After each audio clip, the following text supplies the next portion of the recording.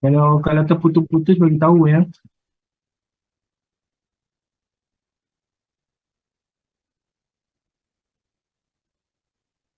Ya, ni. Okey. Okey. Constructive alignment ataupun tajuk dia ialah penjajaran konstruktif. Right. Okay. 6.30 kita boleh stop sebab kita nak bertemu balik pukul 8 kan. Ya, Doktor. Baik, Prof. Betul lah, kita penat dulu. Okay. Nampak tak? Nampak, Doktor. Nampak, Prof. Nampak. Okey. Okey. Terima kasih atas sokongan anda semua. Saya harap tak adalah orang hilang Dah ada belum 10 orang ni Mira tadi hilang tu? Kurang 2 orang. Tadi dia dah masuk dah, tapi ada yang internet masalah. Ada yang DP dia dah burn, dah panas, overheat. Alamak. Dia pun macam tu pula Mana?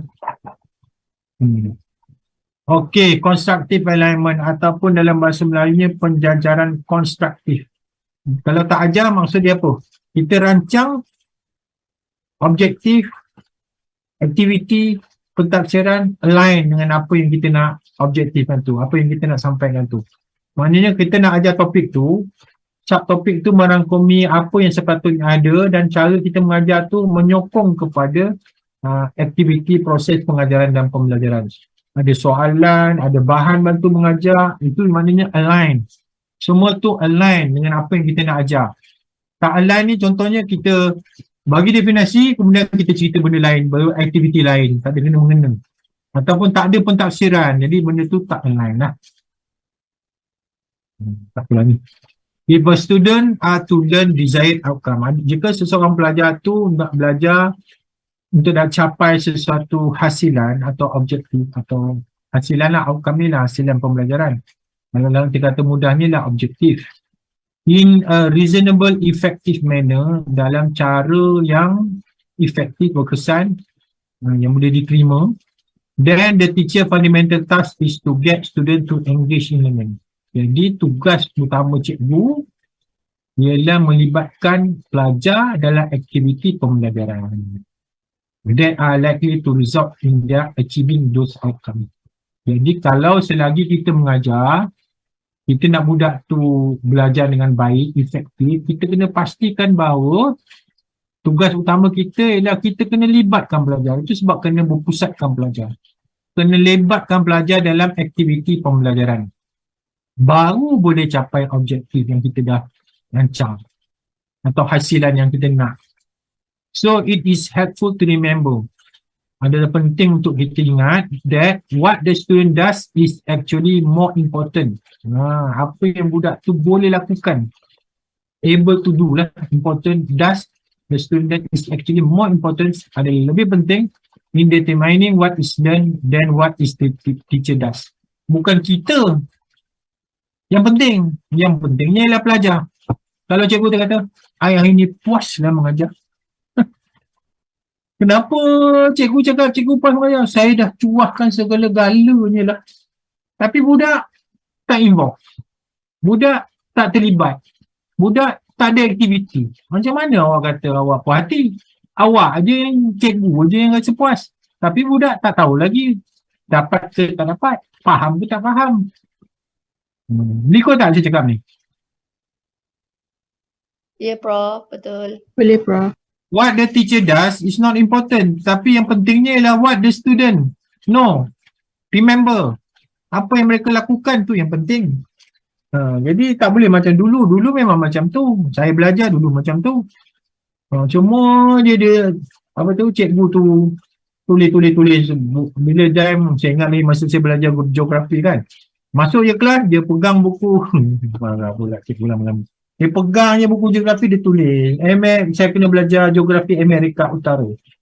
Sekian, iklim dia, sekian. Dia tulis saja. Lepas tu, dia tengok kita, dia tanya sikit-sikit, lepas tu dia tulis lagi.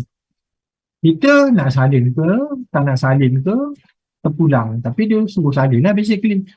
Tapi tak ada interaksi lah. So yang banyak bekerja ni siapa macam kalau macam tu? Cikgu kan?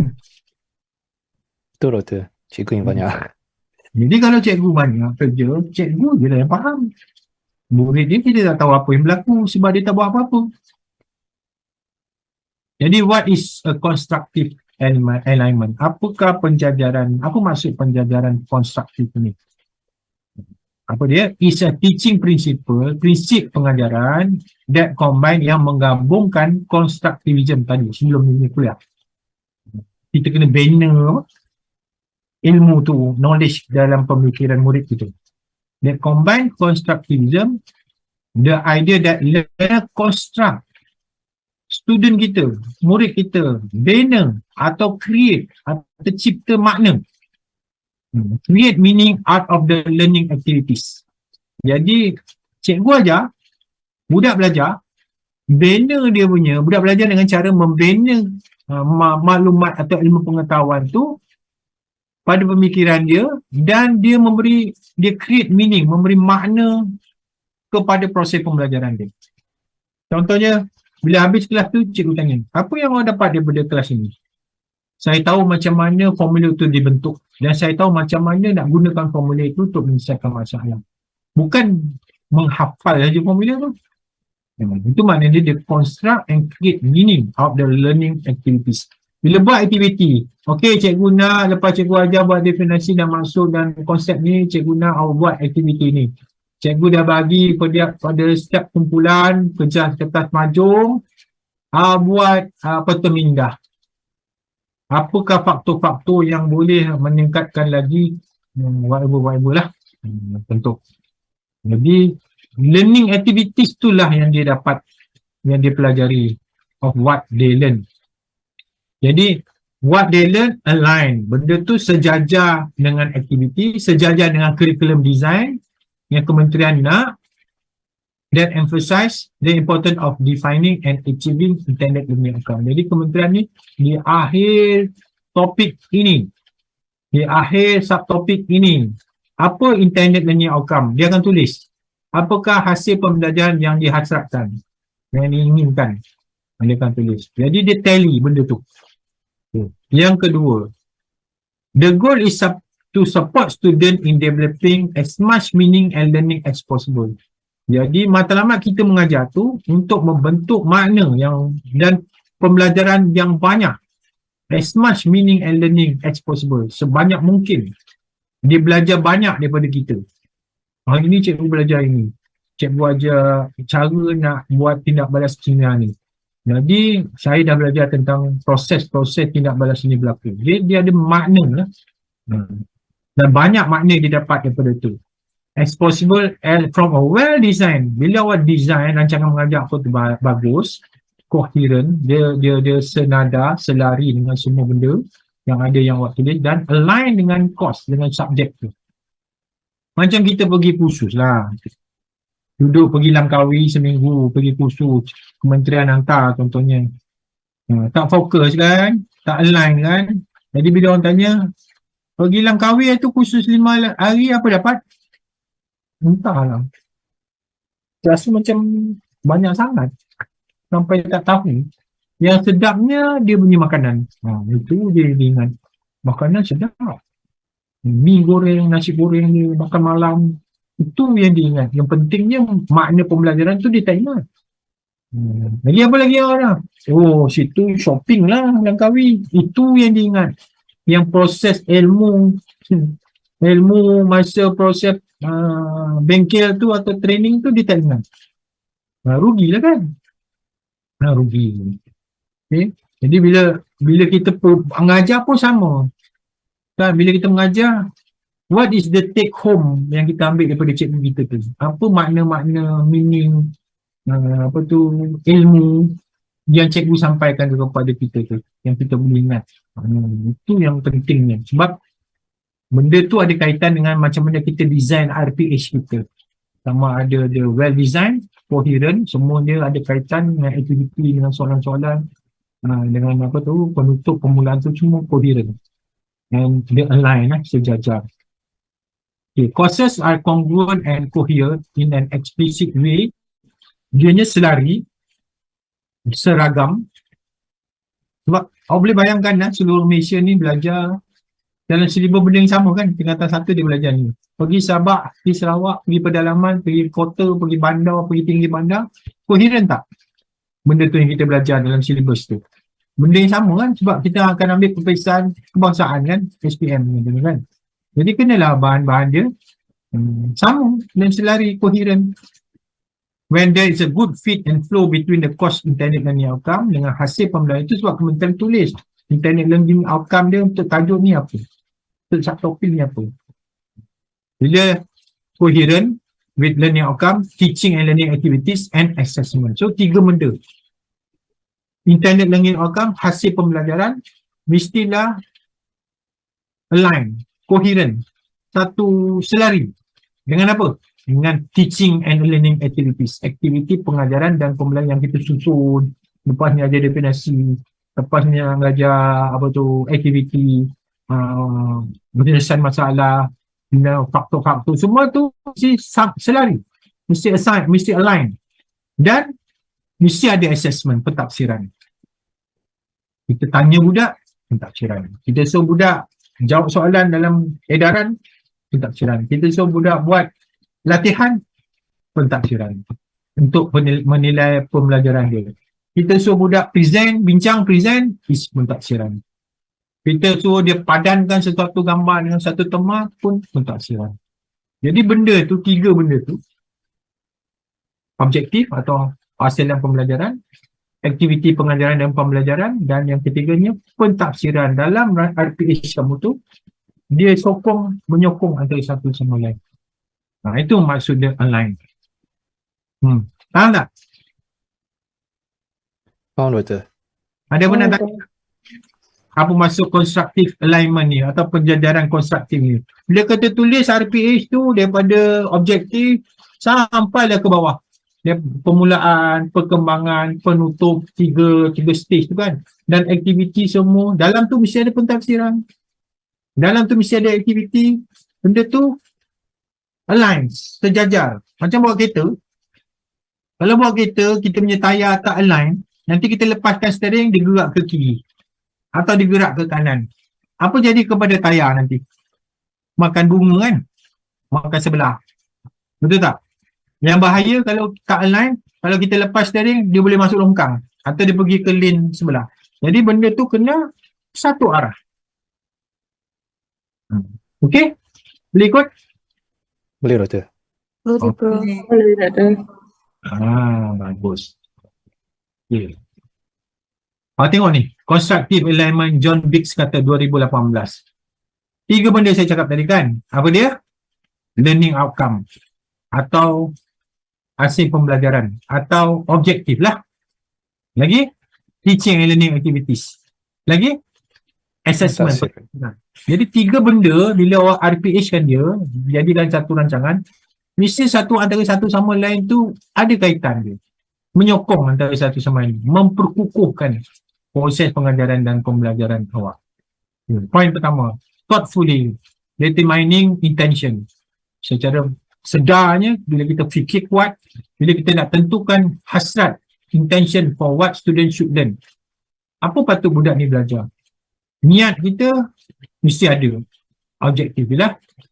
And how they will demonstrate the achievement of this intended learning outcome and clearly communicating this to student. Dan macam saya cakap tadi, hasil pembelajaran kursus ada 4. Saya cakap dengan awak kan, ini intention saya. Ini sepatutnya awak belajar. Ini sepatutnya awak demonstrate dalam tugasan-tugasan. Kita boleh bagi tahu tak? Boleh.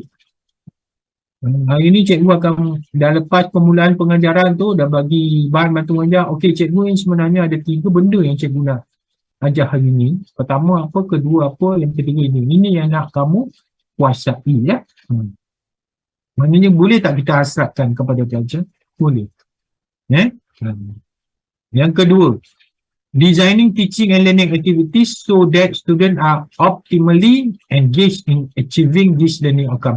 Kalau kita ajar macam zaman dulu, tak ada activities, budak tak buat apa-apa, budak dengar aja, efektif tak pembelajaran kita? Kita tak engage budak. Boleh tak? Efektif, Doktor. Payah kan? Payah doktor.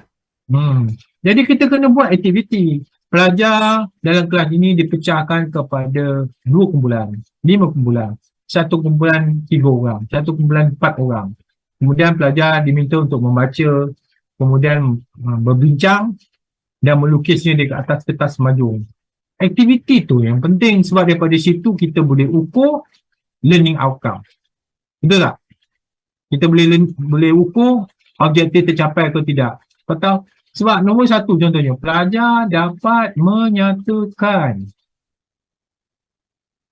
faktor yang menyebabkan pencemaran udara. Okey, kumpulan ni cuba tulis bincang faktor yang menyebabkan pencemaran udara, atau setiap kumpulan kena bincang dan datang ke depan. Boleh tak kita ukur objektif dengan aktiviti tu? Boleh tak? Boleh doktor. Itu cara dia. Kemudian poin yang ketiga, creating assessment. Awak kena create pentafsiran. Macam mana nak ukur? Macam mana kita nak ukur budak faham? Macam mana kita nak tafsir budak boleh ikuti kelas kita? Boleh tak tanya? Boleh tak? Boleh, Boleh, Prof. boleh, Tapi Doktor. kadang-kadang ada juga metod lain kan, Prof? Macam mana? Tak dengar. Apa dia? Boleh juga tanya ataupun boleh buat survey ke. Yes, buat survey, tanya. So dia padankan sesuatu datang ke depan. Dia padankan ni ke sini, ini padan. Boleh tak dia buat quiz Kahoot? Boleh tak? Boleh doktor. Boleh. Boleh, Boleh Prof. ada. Boleh. Boleh, Prof. Kalau dia ada telefon, kalau dia ada komputer, dekat mak komputer, okey buka ni, cikgu dah siapkan soalan, jawab soalan. Yang cikgu dah rangkakan untuk awak. Boleh tak kita suruh dia jawab soalan dalam kertas edaran yang kita bagi soalan? Boleh tak? Assessment tak tu? Assessment doktor. Assessment. Boleh tak kita suruh dia bincang, buat brainstorming, sumbang saran, kemudian dia lukis kat kertas majung, kemudian dia pergi ke depan, dia bentang. Boleh tak? Boleh doktor. Itu Boleh. betul. Jadi banyak kemahiran PAK21 kan. Dia kena communicate, dia kena collaborate, dia kena buat kerjasama, dia kena nilai murni. So dalam aktiviti tu banyak elemen yang kita terapkan. Faham tak tu? Jadi Faham doktor. jangan macam-macam, macam mana nak buat ni? Macam mana nak buat ni? Saya dah bagikan contoh lah. Maknanya awak boleh, dalam satu aktiviti banyak benda yang boleh terapkan. Nilai, kerjasama kan. Kalau dia guna komputer, kalau sekolah tu beri kat Mamal, guna komputer dan integrasi ICT kan dalam dia punya aktiviti. So macam itulah cara dia. So yang pertama, make clear what level of understanding we want our student in what topics. So kita kena tetapkan dulu dalam RPH tu nak ajar apa, topik apa, and of what performance of understanding would give us this knowledge. Dan kita nak kena ukur apa sebenarnya. Saya kata objektif mesti smart tadi kan. Mesti spesifik pada topik tu. Mesti measurable. Boleh ukur pelajar dapat buat apa. Pelajar kalau PJ, pelajar dapat netball. Pelajar boleh hantar paras dada 5 dari 8 percubaan tepat pada rakan pada jarak 10 meter. Tu ukuran dia. Performance dia. Pelajar dapat melakukan tindak balas kimia yang telah diberi oleh guru untuk menghasilkan garam biasa. Itu performance dia. That give us the knowledge of understanding. So yang pertama, biru yang kecil itu defining the intended learning outcome, ILOS. Okay. Kita kena define lah apa yang kita nak ukur daripada pelajar tu, apa hasilannya. Kemudian yang purple tu, choosing teaching and learning activities likely to lead to the ILOS. Pilihlah kaedah mengajar, nak buat constructivism ke, nak buat project based ke, nak buat problem solving ke, whatever lah, inquiry ke, supaya dia ni membawa kepada pencapaian intended learning outcome ILOS itulah, atau objektif pengajaran. Kemudian merah, purple, purple. Entahlah mana apa. Awak pun dengar apa dia cakap ni? Dengar doktor. Thinking. Dengar, Prof. Kami respon, Prof. Don't worry. Lepas choose teaching and learning activities, apa kaedah awak nak ajar, strategi apa, aktiviti dia apa-apa-apa, fikir pula macam mana nak assess student learning outcome tadi, actual learning outcome ni. Macam mana nak nilai budak ni dah capai objektif. Tak mana? Awak kena tulis je tu. Tulis jangan tak tulis. Cikgu bertanya soalan kepada murid dalam IPH tu, kena tulis. Kalau tak tulis macam mana saya nak tahu? Buat assess. Dan bila tulis kena buat. Jangan tulis je cikgu bertanya tapi tak tanya. Cikgu meminta pelajar berbincang mengikut kumpulan masing-masing tentang ni. Kenalah buat. Guru meminta pelajar berbincang kemudian menulis di atas kertas majung dalam bentuk peta minda kemudian membentangnya. So, mesti tulis dan bila buat nanti mesti dilakukan. Barulah dia align. Align apa tu? Assessing, pentafsiran tadi. Dia match tak? Dia menampung tak?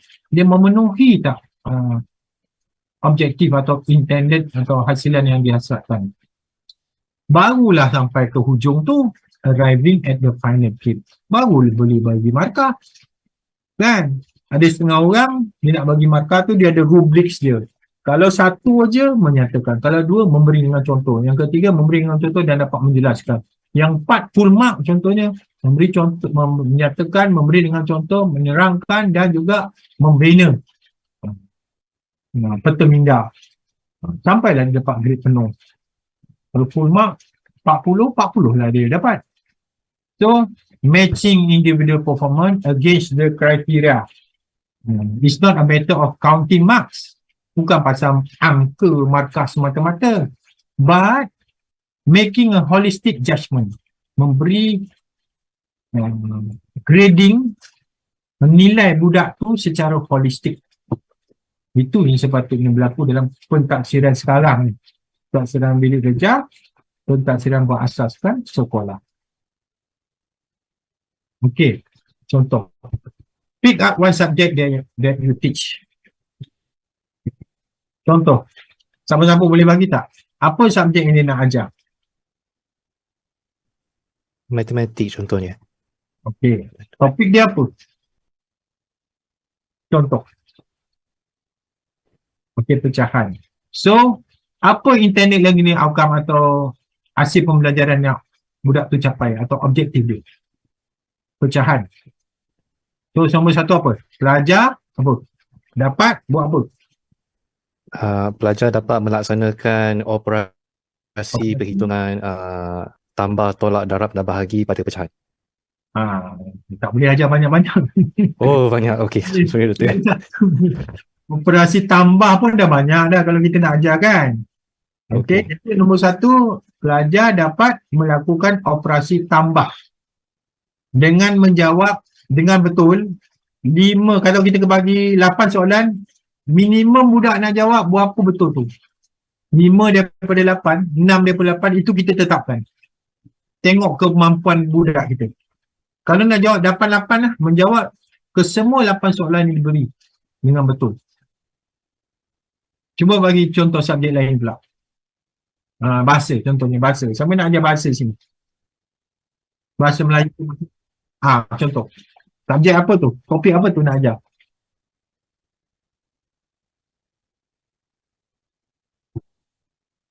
Peribahasa. Peribahasa. Contoh. Dia peribahasa. Jadi, topik dia peribahasa. Intended learning outcome dia apa? Murid dapat menggunakan istilah Ha? peribahasa dengan betul. Okay. Jadi murid dapat menjelaskan berapa peribahasa, measurable, mesti manageable. 3, 4, 5. Awak ajar mungkin 10 peribahasa. Awak nak budak kuasai berapa? 10-10 ke? Awak kena tahu kelas awak ada, yang tadi kan tugasan 1 tu ada budak lemah semua kan? Jadi berapa? Daripada 10. Mungkin 7. Kan? Faham tak tu? Faham betul. Prof. Jadi itulah cara dia bila awak pilih satu-satu subjek tu, okay, dengan apa yang awak nak objektifkan. Contohnya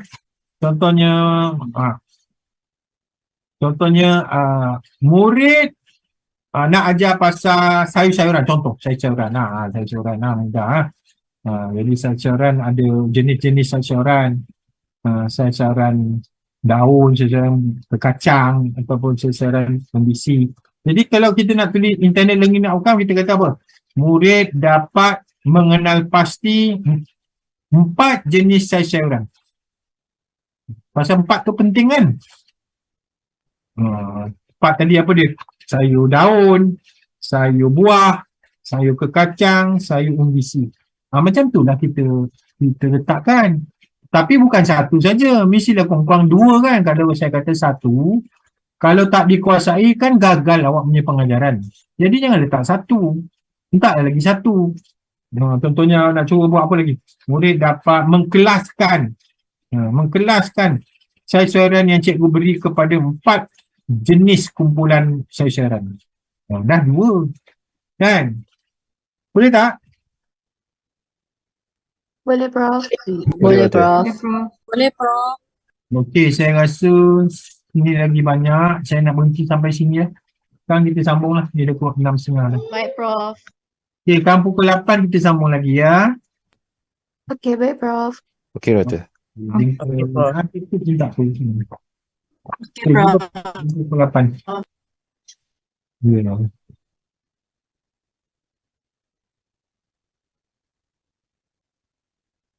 Thank you, Doktor. Assalamualaikum. Waalaikumsalam. Ya. Terima kasih, Prof. Sama.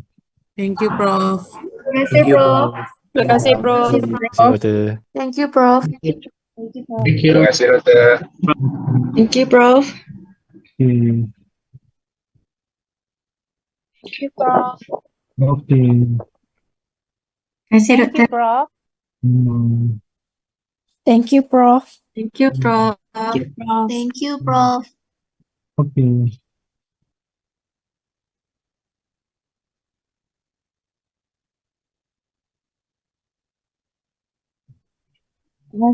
Prof, saya ada soalan. Nanti tanya bila semua orang ada. Jangan tanya sekarang. Oh, okey. Ya, bila semua orang ada tadi patut tanya. Nanti bila semua ada nanti Saya baru teringat nak tanya pasal tugasan tu je.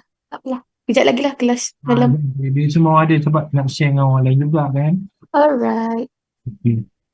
Thank you, Prof. Hmm.